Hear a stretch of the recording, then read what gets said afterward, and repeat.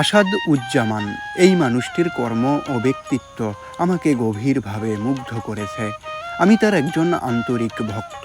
সততা, সাহস এবং অন্যায়ের বিরুদ্ধে আপোষহীন অবস্থান, এই গুণগুলো তাকে আলাদা উচ্চতায় নিয়ে গেছে।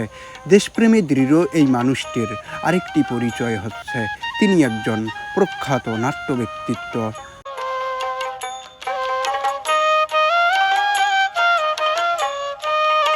তার ব্যক্তিত্বে আজও তরুণদের মতো প্রাণশক্তি ও উদ্যম ফুটে ওঠে।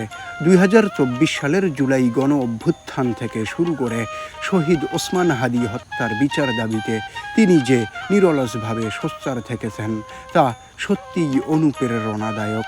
বিচার এখনও সম্পূর্ণ না হলেও তিনি হাল ছাড়েননি, বরং ন্যায় বিচারের দাবিতে এখনও দৃঢ়ভাবে লড়ে যাচ্ছেন। এমন একজন মানুষ নিঃসন্দেহে বাংলাদেশের গর্ব।